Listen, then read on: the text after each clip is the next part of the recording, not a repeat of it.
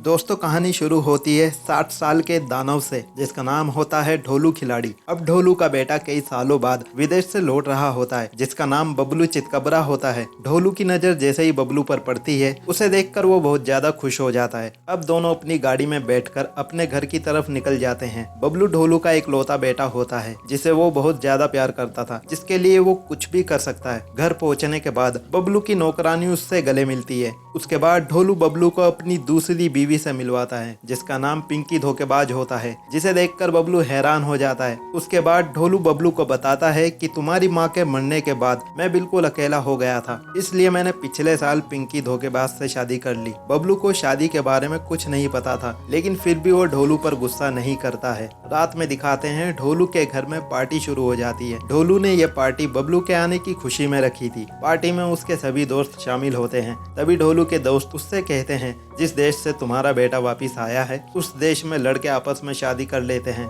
इसलिए तुम अपने बेटे पर नजर रखनी चाहिए। ढोलू उनकी बातों पर ध्यान नहीं देता है और उन्हें खाना खाने के लिए कहता है। इसके बाद दिखाते हैं बबलू एक किताब ढूंढ रहा होता है। तभी उसकी नजर पिंकी पर जाती है। तभी पिंकी सोने की तैयारी कर रही होती है, लेकिन बबलू को देखकर वो उसे अपने पास बुलाती है। वो बबलू से बात करना चाहती थी, लेकिन बबलू उसकी बात पर ध्यान नहीं देता है और चुपचाप अपने रूम में चला जाता है। उसके बाद जब बबलू बाहर आता है तभी उसकी पुरानी दोस्त उससे मिलने आती है। बबलू की दोस्त का हेयर स्टाइल लड़कों जैसा होता है। जब दोनों एक साथ जाने लगते हैं तभी ढोलू देख लेता है। ढोलू के पूछने पर बबलू कहता है कि मैं सुबह तक वापस आ जाऊंगा। दूसरे दिन बबलू खुद नाश्ता बनाता है। अब उसकी नौकरानी उसे रोकने की कोशिश करती है पर बबलू उसकी बात मानता नहीं है। तभी उसके पास पिंकी और ढोलू आ जाते हैं, जिन्हें उनकी नौकरानी ने बता दिया था कि आज नाश्ता बबलू ने बनाया है। ढोलू बबलू की तारीफ करता है और उसे बबलू पर प्यार आने लगता है। ढोलू चाहता था कि बबलू उसका बिजनेस संभाले, इसलिए वो बबलू को नाश्ते के बाद अपनी फैक्ट्री में ले आता है। ढोलू की फैक्ट्री में कई लड़कियां काम करती थी जो पेटी पैक होती है। अब बबलू को फैक्ट्री दिखाते दिखाते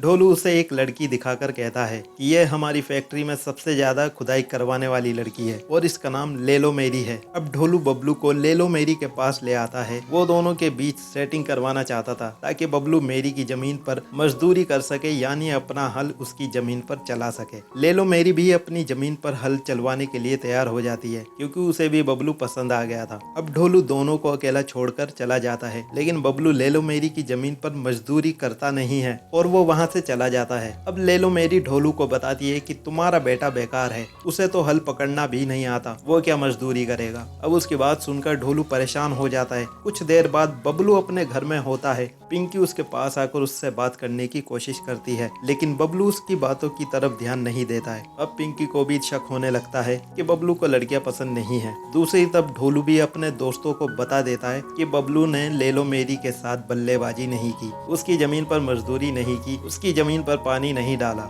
इसके बाद ढोलू के दोस्त उसे पद्दो की मदद लेने को कहते हैं। दूसरे दिन ढोलू बबलू को पद्दो के पास जाने को कहता है। वो बबलू से झूठ बोलता है कि तुम्हें पद्दो से पैसे लेकर वापिस आ जाना है। वैसे पद्दो पैसे लेकर अपनी सुरंग में डंडे से सफाई करवाती थी। अब ढोलू की बात मानकर बबलू उसके पास आ जाता है। उसके बाद पद्दो उसे सुरंग का रास्ता दिखाने की कोशिश करती है, लेकिन बबलू उसे बुरा भला कहकर चला आ जाता है। कुछ ही देर बाद पद्दो ने पूरे शहर में बात फैला दी थी कि ढोलू का बेटा बेकार है। अब शहर के सभी लोग ढोलू को समझाने लगते हैं कि भाई तेरा बेटा जरूर किसी खट्टे मीठे से शादी करेगा और उसकी लुगाई बनेगा, इसलिए तुम्हें उसका ध्यान रखना चाहिए। दोस्तों की बातें सुनकर ढोलू भी परेशान हो गया था। कुछ ही दिनों बाद शहर में एक फेस्टिवल था। ढोलू अपने घर में ही था। वो जब पिंकी के कमरे में आता है तो उसे उदास देखकर उससे उदासी का कारण पूछता है। पिंकी बबलू से कहती है कि तुम पूरे शहर में बदनाम हो चुके हो, इसलिए तुम्हारी वजह से हमारी भी बदनामी हो रही है। अब पूरे शहर में बात फैल चुकी है कि तुम्हें लड़कियां पसंद नहीं है और तुम किसी खट्टे मीठे से ही शादी करोगे। शहर वाले तो पहले दिन से ही कहते हैं कि जिस देश से तुम वापस आए हो वहाँ लड़के आपस में ही शादी कर लेते हैं। बबलू उससे कहता है कि मैं अभी शादी नहीं करना चाहता, इसलिए लड़कियों से दूर रहता हूँ और वैसे भी मुझे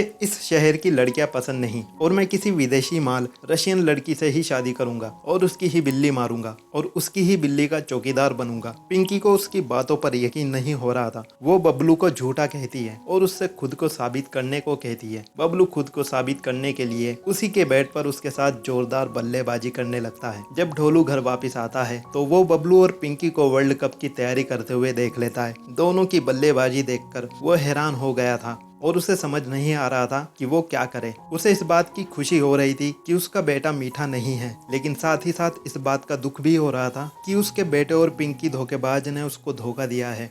तभी कुछ लड़के ढोलू के घर में कचरा फेंकते हैं और उसका मजाक उड़ाते हैं। ढोलू भी उन्हें बुरा भला कहकर भगा देता है। तभी ढोलू कुछ सोचने लगता है और सोचने के बाद अपनी गन उठा लेता है। वो अपने बेटे और बीवी को मारना चाहता था, लेकिन जेल जाने के डर से उसकी फटके चार हो जाती है। तभी घर की नौकरानी आकर उससे गन छीनने लगती है। दोनों का शोर सुनकर पिंकी भी उसके पास आ जाती है। पिंकी को देखते ही ढोलू का खून खोलने लग जाता है, मगर वो खुद को संभाल कर अपने कमरे में चला जाता है। ढोलू को अब अपने बिस्तर के मैदान से भी नफरत होने लगी थी, क्योंकि उस पर पिंकी और बबलू ने लूडो खेली थी। दूसरे दिन भी ढोलू परेशान था। वो जब अपने काम पर जा रहा था तो वो बबलू को भी अपने साथ चलने को कहता है। बबलू ढोलू की बात मानकर उसके साथ चल पड़ता है। रास्ते में ढोलू उससे कहता है कि मैं तुम्हारी शादी करवाना चाहता हूँ। तभी बबलू कहता है कि मैं अभी शादी नहीं करना चाहता, और उसकी बात सुनकर ढोलू गुस्सा करता है। कुछ देर बाद ढोलू एक चर्च में था। चर्च का फादर उसका दोस्त होता है। ढोलू उसे बताता है कि मेरा बेटा शादी के लिए नहीं मान रहा।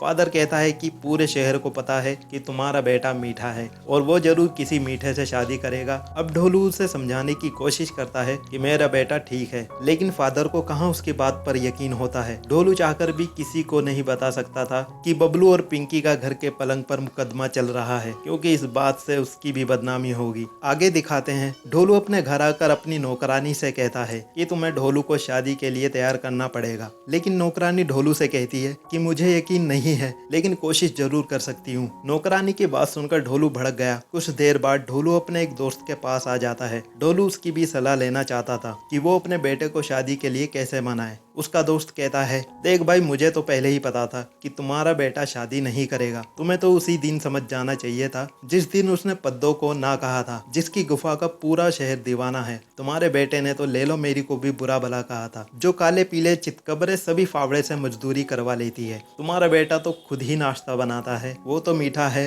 और जरूर किसी मीठे लड़के से शादी करेगा और उसकी बीवी बनेगा। ढोलू अपने दोस्त की बातें सुनकर परेशान हो गया था। वो चाहकर भी उसे बता नहीं सकता था कि वो बबलू की शादी इसलिए करवाना चाहता है ताकि पिंकी की बिल्ली उसका खंबा ना खुरचे और उससे दूर हो जाए। दूसरी तरफ पिंकी और बबलू भी शादी की जोरदार प्लानिंग बना रहे थे। पिंकी चाहती थी कि बबलू अपने बाप से बात करे, और उसकी बात सुनकर बबलू भी मान गया था कि वो एक बार ढोलू से बात जरूर करेगा। वो माना तो ठीक, नहीं तो दोनों भाग जाएंगे। दूसरी तरफ शहर वाले भी बबलू की बातें कर रहे थे। सभी बात कर रहे थे कि पता नहीं बबलू बाप बनेगा या फिर माँ बनेगा। ढोलू उनकी बातें सुनकर परेशान हो जाता है। तभी एक लड़का उससे मजाक में कहता है कि मैं एक ऐसे डॉक्टर को जानता हूँ जो लड़कों को लड़कियों में बदल देते हैं। बबलू उसे गुस्से में बुरा भला कहकर चला जाता है। कुछ देर बाद बबलू ढोलू को सब बता देता है कि पिंकी तुम्हारे खुरपे से खुश नहीं है, बल्कि वह मेरे फावड़े से मजदूरी करवाना चाहती है। उसकी बात सुनकर ढोलू बहुत गुस्सा करता है। वो बबलू को सब बता देता है कि मुझे सब पता है कि तुम दोनों में क्या चल रहा है,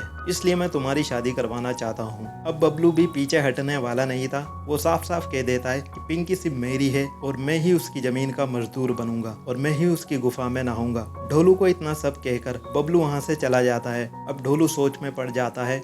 अब दूसरे दिन ढोलू अपनी नौकरानी से कहता है कि मेरे हाथों दो दो खून होने वाले हैं। ढोलू की बात सुनकर बबलू हैरान हो गया था। आगे कहता है कि मैं पीछे हटने वाला नहीं हूँ, चाहे मुझे जेल ही क्यों ना हो जाए। ढोलू की बातें सुनकर बबलू की इतनी फट जाती है कि वो घर से भाग जाता है। ढोलू अब अपनी नौकरानी को सब बता देता है कि बबलू और पिंकी के बीच क्या चल रहा है। तभी पिंकी भी उनकी बातें सुन लेती है और वो बबलू के पीछे पीछे भागती है। नौकरानी ढोलू को रोकना चाहती थी, लेकिन वो अपनी गन लेकर शहर में घूमने लगता है और पूरे शहर में कहता है कि आज मैं साबित कर दूंगा कि मेरा बेटा मीठा नहीं है। इसके साथ वो सभी को अपने पीछे आने को कहता है। दूसरी तरफ पिंकी और बबलू एक झरने के पास पहुंच जाते हैं और दोनों लूडो खेलते हैं, एक दूसरे की गोटी मारने लगते हैं। अब उधर शहर वाले भी ढोलू के पीछे आ जाते हैं और जल्द ही झरने के पास पहुंच जाते हैं। यहाँ आते ही सभी लोग बबलू और पिंकी की जोरदार ठुकाई देख लेते हैं। ढोलू जोर जोर से चिल्लाने लगता है कि देखो, मेरा बेटा मीठा नहीं है, बल्कि वो तो मेरी बीवी की ही ढोलक फाड़ना चाहता है। अब पूरे शहर के सामने ढोलू की इज्जत चली गई थी